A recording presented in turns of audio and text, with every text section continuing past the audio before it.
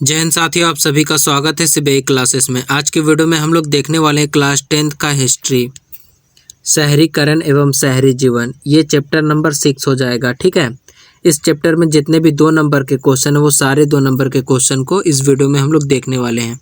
अगर आप इस चैनल पे नए हो तो प्लीज़ इस चैनल को सब्सक्राइब कर देना। तो चलिए देखते हैं पहला क्वेश्चन क्या है।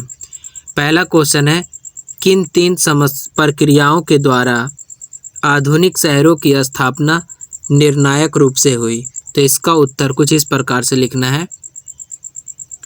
पहला, औद्योगिक पूंजी का उदय। 3 प्रक्रिया पूछ रहा है तो पहला प्रक्रिया है औद्योगिक पूंजी का उदय। दूसरा है विश्व के विशाल भूभाग पर औपनिवेशिक शासन की स्थापना।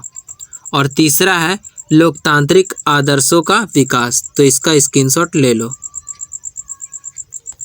अब अगला क्वेश्चन है, समाज का वर्गीकरण ग्रामीण एवं नगरीय क्षेत्रों में किस भिन्नता के आधार पर किया जाता है? तो किस भिन्नता के आधार पर किया जाता है? इसका उत्तर यहाँ पे है।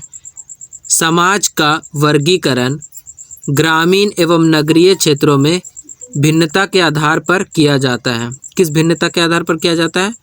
पहला है गांव की आबादी कम होती है जबकि नगर की आबादी ज़्यादा होती है। ठीक है, उसी प्रकार से दूसरा है गांव में खेती और पशुपालन मुख्य आजीविका है जबकि शहर में व्यापार और उत्पादन।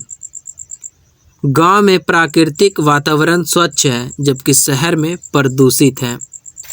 तो इसका भी स्क्रीनशॉट ले लो। अब अगला क्वेश्चन है, आर्थिक तथा प्रशासनिक संदर्भ में ग्रामीण तथा नगरीय बनावट के 2 प्रमुख आधार क्या हैं? तो पहला आधार है शहरों में जनसंख्या का घनत्व अधिक होता है जबकि गांव में जनसंख्या का घनत्व कम होता है। ठीक है, फिर यहाँ पर लिखेंगे दूसरा पॉइंट में, कृषि आधारित आर्थिक क्रियाओं का अनुपात गांव में अधिक होता है जबकि शहर में कम होता है। अब अगला क्वेश्चन है, गांव के कृषिजन्य आर्थिक क्रियाकलापों की विशेषता को दर्शाइए। तो ऐसे लिखना है, गांव की आबादी का एक बड़ा हिस्सा कृषि संबंधी व्यवसाय से जुड़ा होता है। ठीक है, अगला लाइन लिखना है, अधिकांश वस्तुएं कृषि उत्पाद ही होती है जो उनकी आय का प्रमुख स्रोत होते हैं। इसका भी स्क्रीनशॉट ले लो। अब अगला क्वेश्चन है, शहर किस प्रकार के क्रियाओं के केंद्र होते हैं? तो शहर जो है, शहर में उत्पादन होता है, व्यापार होता है, प्रशासन, राजनीतिक शिक्षा आदि क्रियाकलापों का केंद्र होता है। ठीक है, शहर में उत्पादन, व्यापार, प्रशासन, राजनीति, शिक्षा आदि क्रियाओं का केंद्र होता है। अगला क्वेश्चन है, नगरीय जीवन एवं आधुनिकता एक दूसरे से अभिन्न रूप से कैसे जुड़े हुए हैं? तो लिखना है, परिवर्तन प्रकृति का अटूट नियम है। ठीक है, समय के साथ आ रहे बदलावों को हम आधुनिकता की श्रेणी में रखते हैं।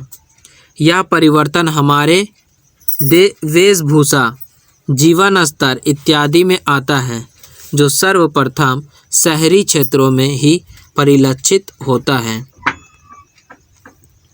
अब अगला क्वेश्चन है, नगरों में विशेषाधिकार प्राप्त वर्ग अल्पसंख्यक है, ऐसी मान्यता क्यों बनी है?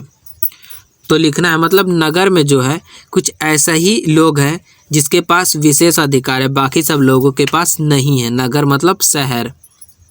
तो लिखना है, किसी भी नगर में यानी किसी भी शहर में विशेषाधिकार प्राप्त वर्ग यानी लोग को ऐसे लोग अल्पसंख्यक होता है।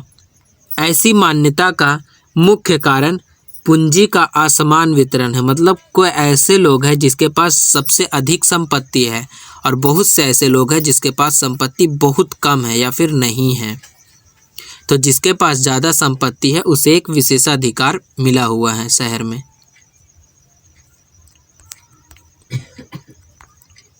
अगला क्वेश्चन है, नागरिक अधिकारों के प्रति एक नई चेतना किस प्रकार के आंदोलन या प्रयास से बने?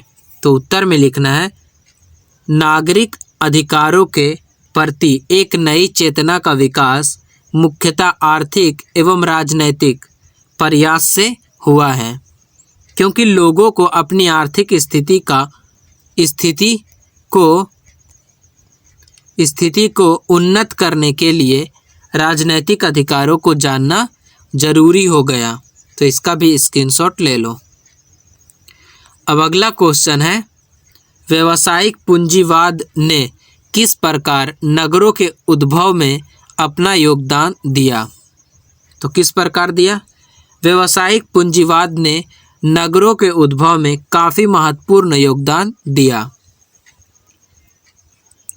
क्योंकि इनके कारण ही नगरों में शिक्षा, यातायात, स्वास्थ्य सुविधाएं आदि का विकास हुआ। व्यापार एवं धर्म शहरों की स्थापना के मुख्य आधार थे।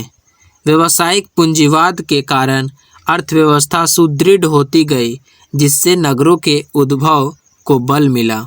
तो इसका भी स्क्रीनशॉट ले लो।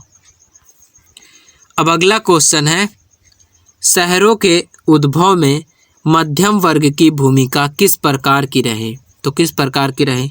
पूंजीपति एवं श्रमिक वर्ग के साथ साथ शहरों में मध्यम वर्ग का भी उदय और विकास हुआ। ये नए सामाजिक समूह के रूप में उभरे। इस समूह में बुद्धिजीवी, नौकरी पेशा समूह, राजनीतिज्ञ, चिकित्सक, व्यापारी प्रमुख थे। अब अगला क्वेश्चन है, श्रमिक वर्ग का आगमन शहरों में किस परिस्थितियों के अंतर्गत हुआ? तो किस परिस्थितियों के अंतर्गत हुआ? लिखना है, 18वीं शताब्दी में बाड़ाबंदी कानून बनने से छोटे किसान अपनी जमीन खो बैठे। ठीक है, उनके सामने आजीविका का प्रश्न उठ खड़ा हुआ, फलतः वे शहरों की ओर बढ़े। अब अगला क्वेश्चन है, शहरों ने किन नई समस्याओं को जन्म दिया? तो किन नई समस्याओं को जन्म दिया? शहरों की आबादी बढ़ने के साथ साथ बेरोजगारी की समस्या भी बढ़ी। पहला समस्या क्या हो गया? बेरोजगारी। बेरोजगारी की समस्या से कई भयंकर समस्याओं का जन्म हुआ। बेरोजगारी के फलस्वरूप नकारात्मक प्रवृत्ति उत्पन्न हुई। तो ये भी स्क्रीनशॉट ले लो। तो आज की वीडियो में इस चैप्टर के जितने भी 2 नंबर के क्वेश्चन थे वो सारे 2 नंबर के क्वेश्चन बता दिया मैंने।